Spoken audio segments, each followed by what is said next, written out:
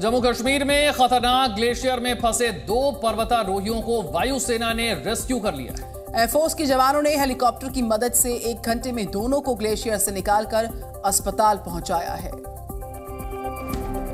भारतीय वायुसेना ने कश्मीर के सोनमर्ग इलाके में थाजीवास ग्लेशियर से 2 घायल पर्वतारोहियों को बचाने के लिए रेस्क्यू ऑपरेशन चलाया। दरअसल स्थानीय पर्वतारोहियों को सेना की ग्राउंड रिपोर्ट ने दुर्गम ग्लेशियर में देखा, लेकिन यहाँ हेलीकॉप्टर के लैंडिंग की जगह नहीं थी, जिसके बाद हेलीकॉप्टर को कम ऊंचाई पर रखकर बचाव अभियान पूरा किया गया। वायुसेना ने इन पर्वतारोहियों को 1 घंटे में रेस्क्यू कर अस्पताल में भर्ती करवाया। घायलों में एक को कई फ्रैक्चर और गंभीर चोटें आई हैं। इस रेस्क्यू ऑपरेशन को श्रीनगर वायुसैनिक अड्डे से संचालित किया गया था। हर हर महादेव के नारों के साथ अमरनाथ यात्रा में बड़ी संख्या में श्रद्धालु पहुंच रहे हैं। यात्रा की तैयारियों को परखने के लिए उपराज्यपाल मनोज सिन्हा बालटाल पहुंचे, यात्रियों से मुलाकात की। बाबा बर्फानी के दर्शन के लिए पवित्र अमरनाथ यात्रा का आज तीसरा दिन है। 1 जुलाई से शुरू हुई यात्रा में अब तक 12,000 से ज्यादा यात्री बाबा बर्फानी के दर्शन कर चुके हैं। यात्रा मार्ग में श्रद्धालुओं के लिए सुरक्षा के पुख्ता इंतजाम किए गए हैं। यात्री की तैयारियों का जायजा लेने के लिए उपराज्यपाल मनोज सिन्हा बालटाल पहुंचे। यहाँ उन्होंने तीर्थयात्रियों से बात की और अधिकारियों को जरूरी निर्देश दिए। 62 दिनों तक चलने वाली बाबा बर्फानी की यात्रा 31 अगस्त श्रावण पूर्णिमा उत्सव के साथ समाप्त होगी। तो कल से शुरू हो रही कांवड़ यात्रा के लिए उत्तराखंड सरकार की सारी तैयारियां पूरी हुई हैं। सावन में इस बार हरिद्वार में 4 करोड़ से ज्यादा कांवड़ियों की पहुंचने की उम्मीद है। सावन के महीने में पवित्र कांवड़ को लेकर उत्तराखंड में तैयारियां पूरी कर ली गई हैं। इस बार कांवड़ मेले में करीब 4 करोड़ कांवड़ियों के हरिद्वार आने की उम्मीद है, जिसे लेकर उत्तराखंड प्रशासन की ओर से सुरक्षा के पुख्ता इंतजाम किए जा रहे हैं। कांवड़ मेले को सकुशल संपन्न कराने के लिए उत्तराखंड के डीजीपी अशोक कुमार ने गंगा आरती की। कांवड़ मेले में 8,000 से ज्यादा पुलिस फोर्स के साथ केंद्रीय सुरक्षा बल भी तैनात किया गया है। इस बार कांवड़ यात्रा 4 जुलाई यानी कल से शुरू हो रही है।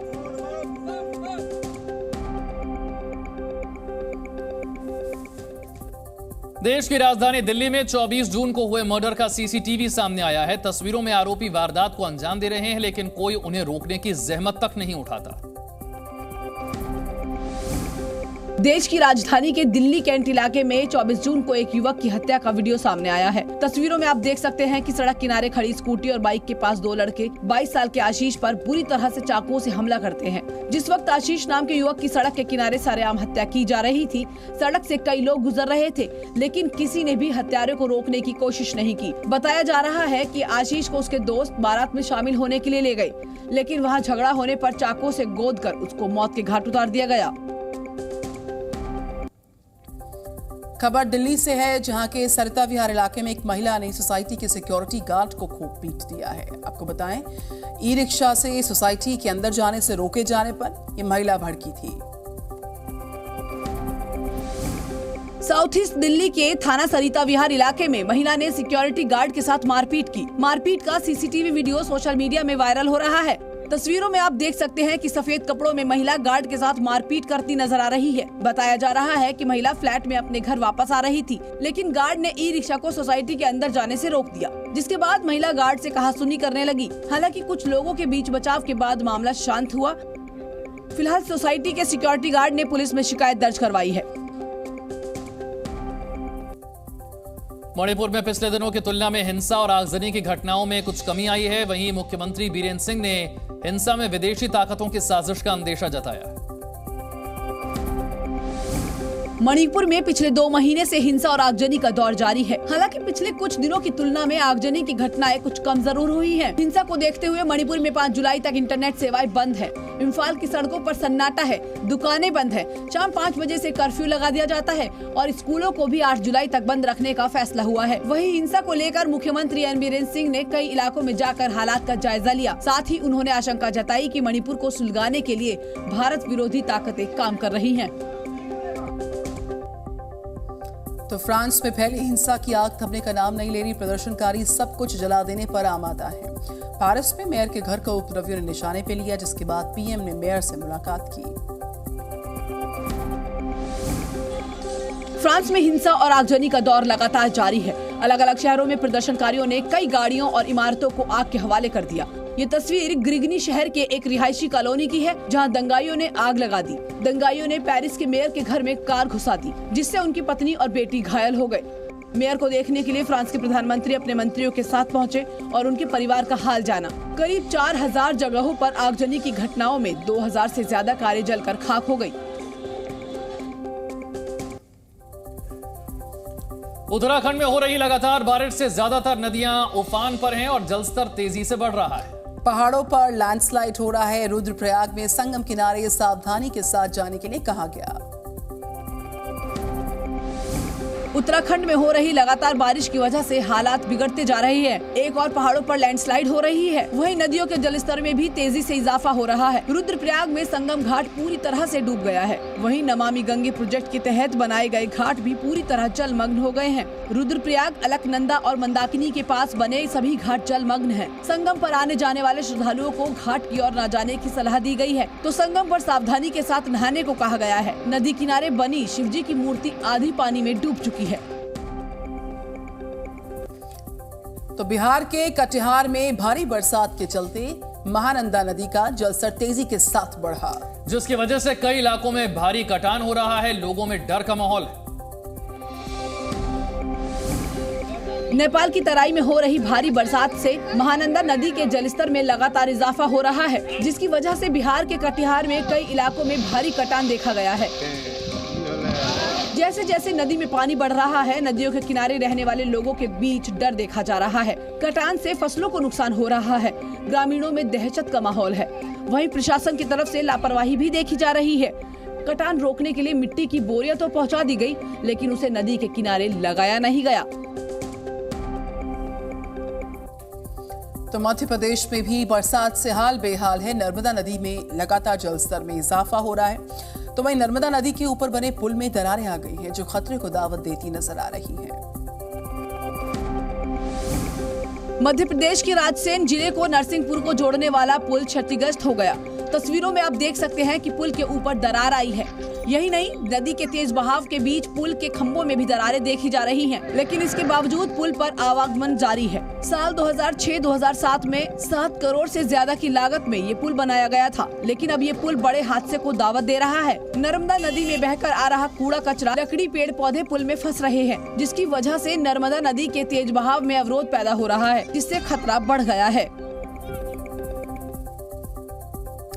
पड़ोसी देश चीन भी बारिश और बाढ़ की वजह से परेशान है। लगातार हो रही बारिश से सड़कें सैलाब बन गई हैं। वहीं रिहायशी इलाकों में पानी घुसने की वजह से लोगों को परेशानी हो रही है। पड़ोसी देश चीन में भी भारी बारिश का तांडव जारी है, जिसकी वजह से यहाँ के कई इलाकों में जल तांडव देखा जा रहा है। लगातार हो रही बारिश की वजह से कई जगहों पर लोग पानी की तेज धार में फंस गए, जिन्हें रेस्क्यू करने के लिए बचाव कर्मियों को कड़ी मशक्कत करनी पड़ी। दक्षिण पश्चिम चीन के कई इलाकों से डराने वाली तस्वीरें सामने आई हैं। सड़कें सैलाब बन चुकी हैं, जिसकी वजह से लोगों को भारी परेशानी का सामना करना पड़ रहा है। आने वाले दिनों के लिए भी येलो अलर्ट जारी किया गया है।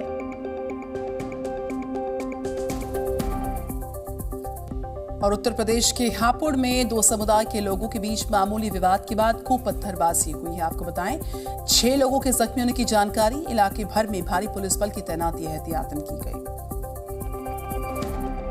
हापुड़ के नगर कोतवाली इलाके में मामूली विवाद के बाद 2 समुदाय आमने सामने आ गए। इस दौरान दोनों ओर से जमकर पत्थरबाजी की गई। लोग घरों की छतों से पत्थरबाजी करते देखे गए।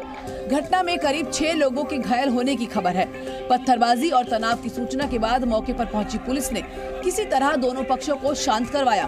बताया जा रहा है कि विवाद रास्ते में भैंसा गाड़ी खड़ी करने को लेकर शुरू हुआ, जिसके बाद मामला पत्थरबाजी तक पहुंच गया। इलाके में तनाव को देखते हुए पुलिस बल को तैनात किया गया है। मध्य प्रदेश के रतलाम में जमीन विवाद के चलते 2 पक्षों में जमकर मारपीट हुई। खेत में दोनों पक्षों की ओर से जमकर लाठी डंडे चले, जिसमें कई लोग जख्मी हो गए।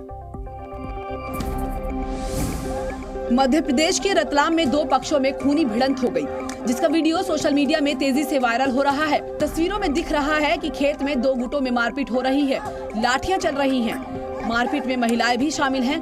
दोनों तरफ से लाठियों से वार हो रहा है। वीडियो 29 जून का बताया जा रहा है, जहां खेत के मेड़ को लेकर दोनों पक्षों में कहासुनी हुई। इसी दौरान दोनों तरफ से लोग लाठी डंडे लेकर मौके पर पहुंचे और कहासुनी के बीच मारपीट शुरू हो गई। पूरे मामले में पुलिस ने दोनों पक्षों के 9 लोगों के खिलाफ मामला दर्ज किया है। बिहार के बेगूसराय में छात्राओं के साथ छेड़खानी करने वाले मनचलों को भीड़ ने खूब पीटा है। आरोप है कि दोनों कोचिंग जाने वाली छात्राओं के साथ आए दिन छेड़छाड़ करते थे। बेगूसराय के बलिया थाना इलाके में लड़कियों से छेड़छाड़ करना 2 युवकों को भारी पड़ गया। छात्राओं से छेड़छाड़ के आरोपियों को भीड़ ने जमकर पिटाई की। इस दौरान दोनों खुद को छोड़ देने की गुहार लगाते रहे, लेकिन लोगों ने इनकी जमकर खबर ली। बताया जा रहा है कि दोनों आरोपी स्कूल और कोचिंग जाने वाली छात्राओं से आए दिन छेड़छाड़ करते थे, जिसे लेकर लोगों में भारी गुस्सा था।